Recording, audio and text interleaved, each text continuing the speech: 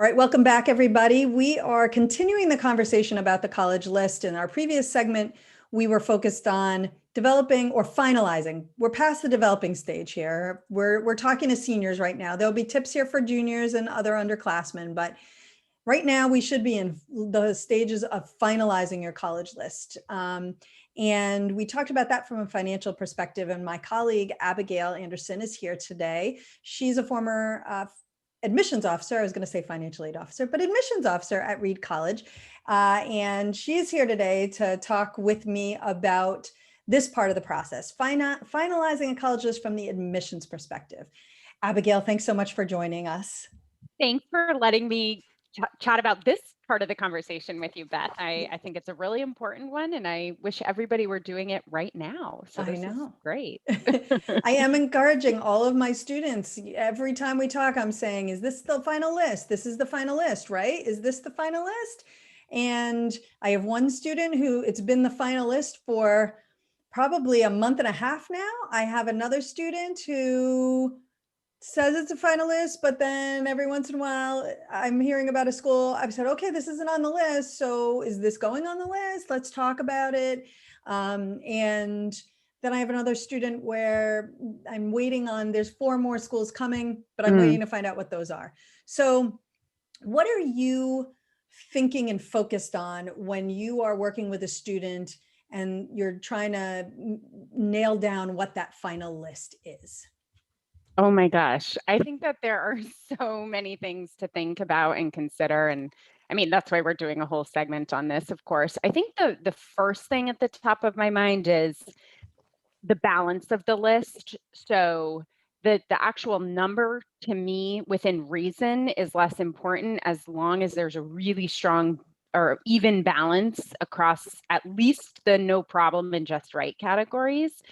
And then the second thing I look for is definitely and strategize about is the number and the amount of, number of weeks we have left on the calendar and before deadlines. And I think actually maybe those are 1 and 2 together. Maybe they're not 1 then 2. Right.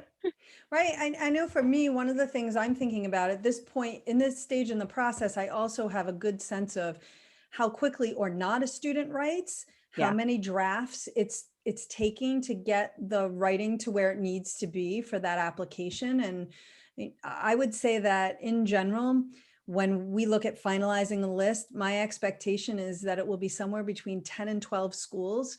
And I really, really, really stress that it shouldn't be more than that if we can avoid it at all costs. Because what I find is that when the list is longer than that, a lot of times it's just, well, I just kind of want to throw this one on there. Or it's a fear that they're not going to, I don't know if it's a fear they're not going to get in anywhere or a desire to see all the places they can get in. But what I do know is that applications start to suffer when we add too many schools. And so curious if you are seeing similar things or your thoughts on that. Always. I think that's one of the biggest struggles is that there are so many colleges out there and students. It's kind of like with writing. I think it's harder to be concise and write something in 2 sentences than it is to write a whole essay. And I Yes. think it's easier to have a really, really long list than to really have each school fit exactly the role that it should on your list. So meeting most of your selection criteria and, for example, being a safety school. Right. Yeah. And Um, sorry, but I was just going to add, yes. And when you say that, I also think you should be able to tell me why that school, right? yes, absolutely. And that's going to serve you in so many ways. It's going to serve you in putting forth a better application, but it's also going to mean that when your decisions start coming back in March, you're going to be truly excited about each hopeful yes that you get.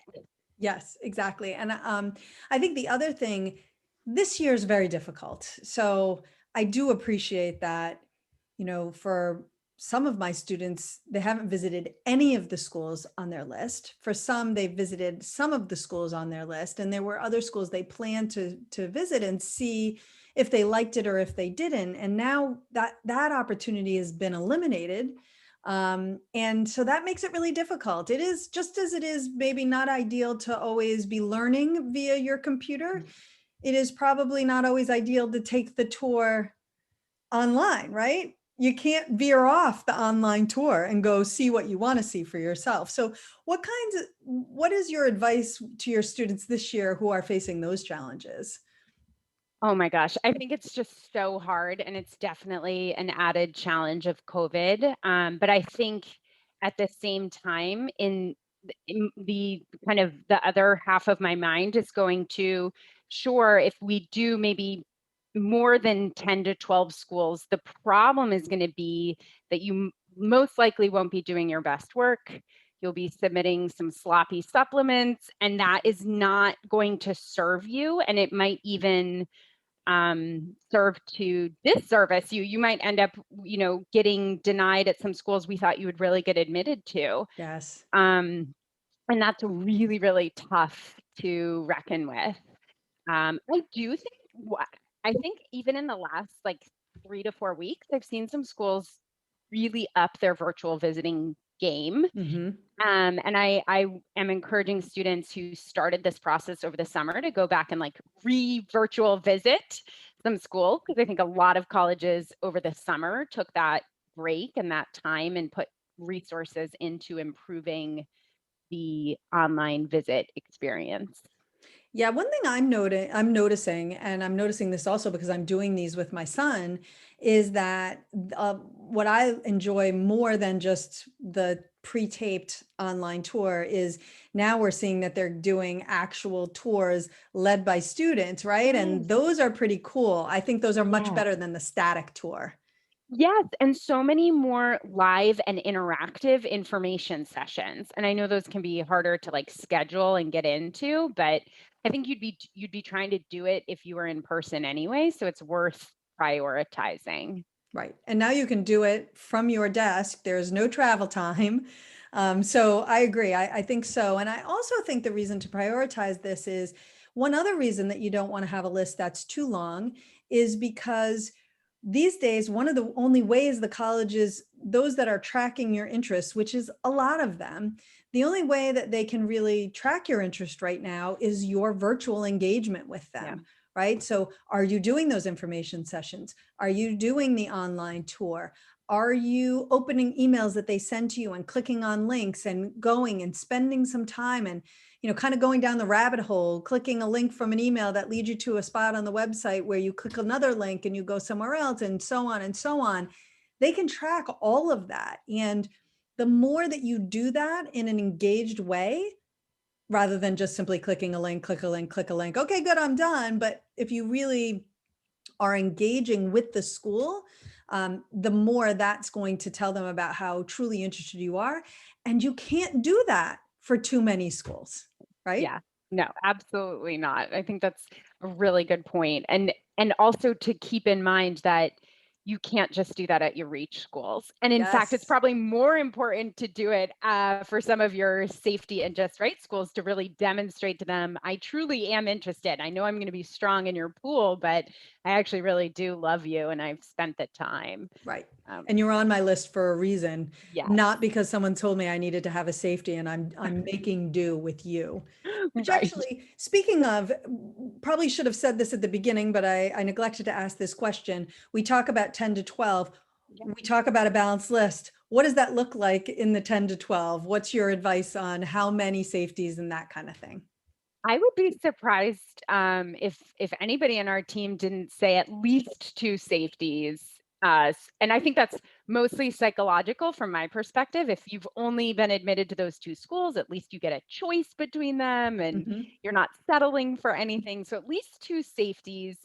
This year, I think because we're going to see unpredictability just across the board, for my students, I'm encouraging them to up that to at least three. Mhm. Um, and then I would say at least 3 to 4 in that middle just right range. Do you Right. say the same thing? Yeah, I do.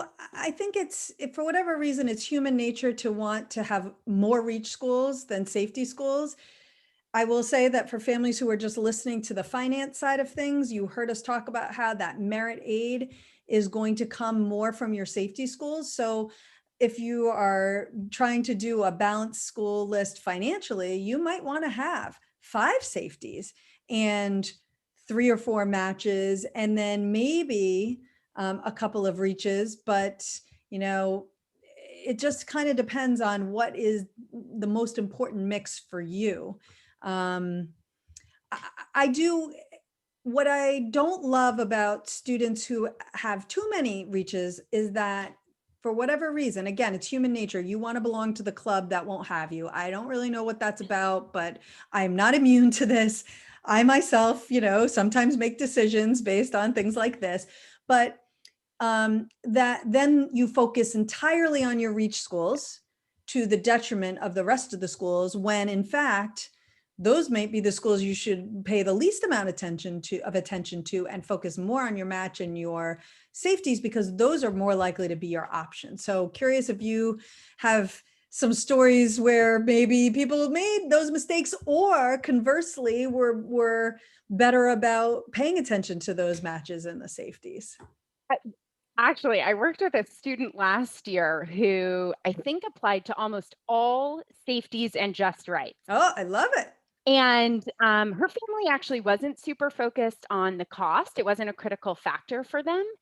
But her March was like, I feel like I just got a happy email from her every single day, because she got in to every single school she applied to, and she got crazy scholarship offers. Like, Yeah.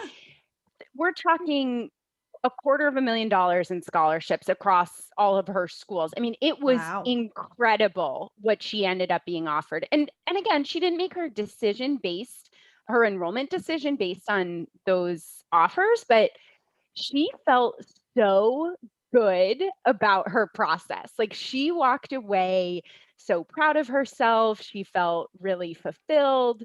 And I think conversely, we've probably both been on the opposite side of that, where a Yes. student, even if they end up with really great admits, maybe they end up with fewer admits than they got denies, and that Hmm. feels like it can feel like a referendum on yourself, even though that's not what that is. But I've fallen prey to that myself, and it can be heartbreaking. It can be really tough. Yeah, I had a student maybe 2 or 3 years ago who really went well past the 12 to 14. And the end result was exactly what I always try to warn people against, which is that because he put all of his focus on the significant list of Yeah. reach schools that he applied to, he did not visit match schools or safety schools. He didn't really engage with those schools. Mm, He left those applications to last. And the result was that he had not a lot of choices.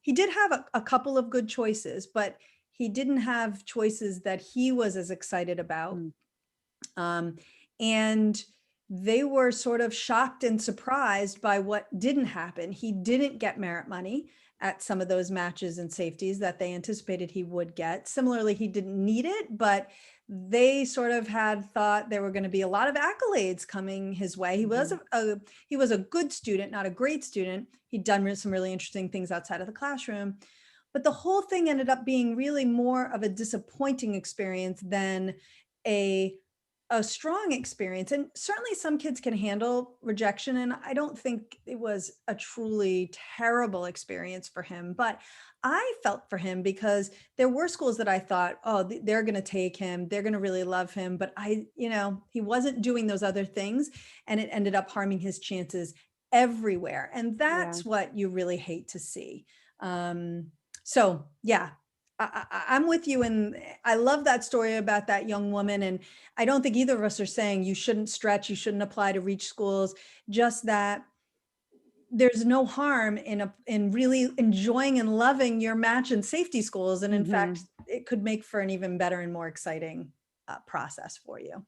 Yes, and to that end, Beth, like, as you were just saying that, I thought, and what would that mean for your experience actually at that school? Are you gonna be the strongest voice in the classroom, or the student that all the professors wanna work with? Like, it can extend beyond. So I think there's just so much reason to give love to those no those matches, those safeties, that end of the spectrum. But of course, Right. strive, have your reaches. Right, exactly. And just for the record, they're only a safety for you because of your record, right? That's the Yes, other thing. yes.